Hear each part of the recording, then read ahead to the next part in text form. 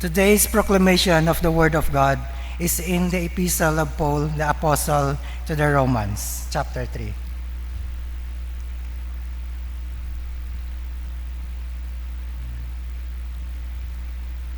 But now the righteousness of God, apart from the law, is revealed, being witnessed by the law and the prophets, even the righteousness of God through faith in Jesus Christ, to all and all who believe, for there is no difference. For all have sinned and fall short of the glory of God, being justified freely by His grace through the redemption that is in Jesus, whom God has set forth as a propitiation by His blood through faith to demonstrate His righteousness, because in His forbearance God had passed over world, but in sin is not imputed when there is no law. Nevertheless, death reigned from the Adam to Moses over those who had not sinned, according to the likeness and the transgression of Adam, who is a type of him who has to come. But the free gift is not like the offense. For if the one man's offense many died, but much more than grace of God by the gift of the grace of the one man Jesus Christ abounded to many. And the gift is not like that which came from the one who sinned, from the judgment which came from the offense resulted in the condemnation, but in the free gift which came from the offenses. For there is one man of the offense, death reigns through the one, much more than those who receive abundance of grace, and the gift of righteousness will reign in the life through the one Jesus Christ. The word of the Lord. Please stand for our responsorial psalm, Psalm 130. And our response is, With the Lord there is mercy and the fullness of redemption. Altogether, of redemption. Out of the depths I have cried to you, O Lord. Lord, hear my voice. Let your ears be attentive to the voice of my supplications. Response. If you, Lord, should mark iniquities, O Lord, who could stand? But there is forgiveness with you, that you may be feared. Response. The fullness of redemption. I wait for the Lord, my soul waits, and in His word I do hope. My soul waits for the Lord, more than those who watch in the morning. Response. In the Lord there is mercy and the fullness of redemption. Glory be to the Father, and to the Son, and to the Holy Spirit.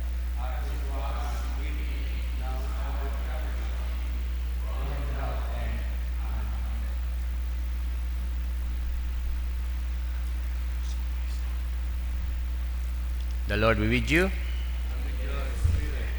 The Holy Gospel of our Lord Jesus Christ, according to Saint Luke. Glory to you, Christ. Thank you, God. We are reading from the Gospel of Christ according to Saint Luke, chapter 11. Woe to you, who you build the tombs of the prophets, and your fathers killed them. In fact, you bear witness that you approve the deeds of your fathers, for they indeed killed them, and you build their tombs. Therefore the wisdom of God also said, I will send them prophets and apostles, and some of them they will kill and persecute, that the blood of all the prophets, which was shed from the foundation of the world, may be required of this generation. From the blood of Abel to the blood of Zechariah, who perished between the altar and the temple. Yes, I say to you, it shall be required of this generation. Woe to you, lawyers, for you have taken away the key of knowledge. You did not enter in yourselves, and those who were entering in you hindered.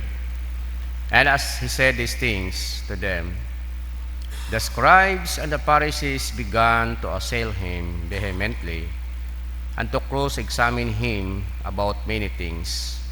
lying in wait for him, and seeking to catch him in something he might say, that they might accuse him. The Gospel of the Lord. Praise you, Lord God. Please be seated.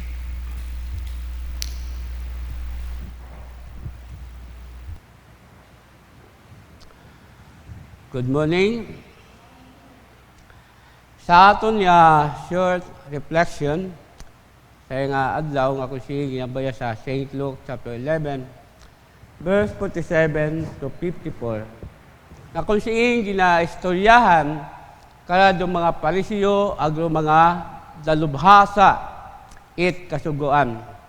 Na kung siya sandalaging tugyan it kasuguan ko atong Ginoo pagi kay Moises. Pero, wala nakita sandang kabuhi. Ngani, makita naton nga, sayo naton nga, pag may mga Parisiyo o mga lubhasat kasuguan, dahil mga eskriba, nga kung siya unagi si Jesus, nagakuntagid kanda. Meaning, ginadenounce, it atong sanday atong Ginoo, pagis pagbatikos, no? O pag kundi na sandang mali ginahimo. Ag say naton madumduman naton, so ginambal ni Jesus Christ ang mga apostoles, sunda man na andang ginahimo, andang ginahambay.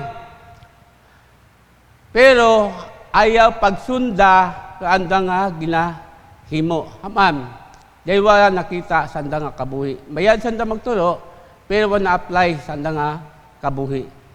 Kung daw naton sa atong pagpangabuhi, nga bilang mga Kristiyano, no? Hindi gid mawala nga may nagabatikos. Amen.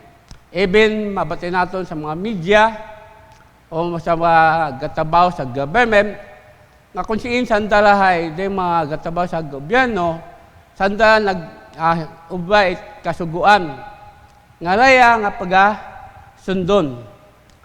Pero kung namat, nanda gina, sunod do layi. Yabigid sa mga politiko. No? Pero buka matanan, may una matan sunod, ag may una man nga, sunod. Ani di mawaga, may mga tao gin batikos. Kung daw man naton sa adlaw-adlaw at pangabuhi bilang Kristiyano, na di gid mawala, no? Sa atong kabuhi, do atong Ginoo may ginapabot man. Amen? Ana mga bisaga, ana mga mensahe, na kung siin, kita mga Kristiyano, kung naman may ginalabag man kita. Diba? At kita nakasayod, no? Nga kung siin, kung naman, share kita, sundon naton do, dahil sugod Ginoo, pero pag-abot sa atong kabuhi, may time nga, wala naton ginasunod. Di ba? Ang makita naton, nga, di mawala sa atong kabuhi, mga butang, pero pag sayod naton nga doon do, atong ginubay, ma-realize naton nga, ay saga tara to. Ang makita naton nga kapangayo kita patawad sa ato nga Ginoo nga kun siim di mawangan nagasalungat kita. Diyon ko naman nga kita mga tumood Diyos kinangan nga ma-correct kita. Amen? Nga batikos makita, ginarimahin kita, oh brad, sis, yung sagat namang ubang ato no? Pero makita natin sa atong kabuhi, dulayi it atong Ginoo, daya ginapadumdum kita, nga dopulong it Diyos, hay hindi tara mabali. Amen? Kasuguan taron. Agdoyon do ginapabot katon it atong Ginoo, kakunamat, ginabatikos kita.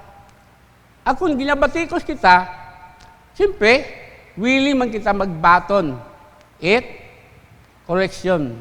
Willing kita magbaton, saga. agod, pero ato nga, pagtuo sa Ginoo, ay maging maayos ba? Do atong relasyon sa Ginoo, maging maayos. Do atong pananaw sa Diyos, ay maging manami, paagi sa nga pulong. Ang makita naton nga, di mga butang, di maduwa nagatuhaw da sa atong kabuhi. Nga kinahanglan naton magbaton. Bawat isa katon may pagkakamaligid. What perfecto nga tao. Amen? Pero manami, do grasya Diyos una. Inabay na sa Romans chapter 3 verse 21 to 30. Abay na, wala tayong ipagmalaki. Lahat tayo ay nagkasala. Pero, sa magandang habag atong Ginoo, anak kitaging patawad. Dahil sa paghigugma ko atong Ginoo. Nagdahil ba sa aton nga pagsunod sa kautosan o sugod Diyos? Hindi. Kundi dahil sa dahil sa atong pagtuo ko atong Ginoong Kristo. Na kung siin, anak kitaging patawad. Doon kabahog o pagpalangga katong Ginoo. Bisan kita nagkakasaga, pero grasya Diyos, padayon, nagabuhos katon kung kita nagapit sa atong Ginoo. Na kinahanglan naton nga magdangot sa Diyos. Matuod, dayo man nami, no? Duminsay Diyos, matuod kung lamat, medyo mabugat. Pero, duminsay Diyos, dayo man katon, magsaw katon kaligon it pagtuo. Ginapadumdum kita, maging malapit kita sa Ginoo. No?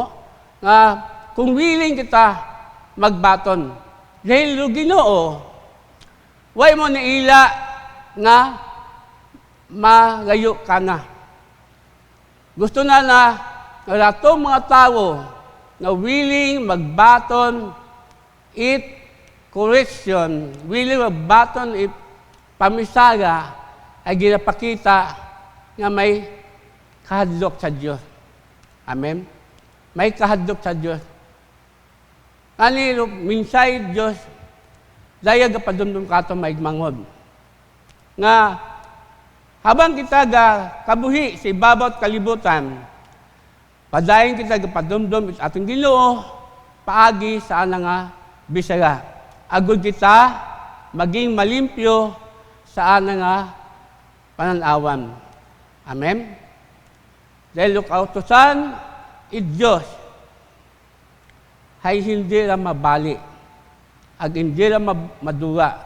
Doon nga ba nga ni sa pulong Diyos, maduwa man duwangit, agugta. Pero pulong Diyos, padayon, nagakabuhi sa tao. No? Padayon, nagatinir,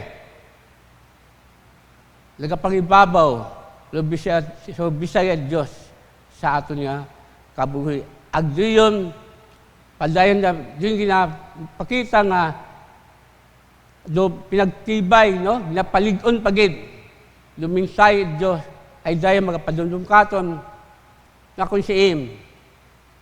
Luminsay Diyos, padayon, magamit Kristo sa ato niya kabuhi. Amen?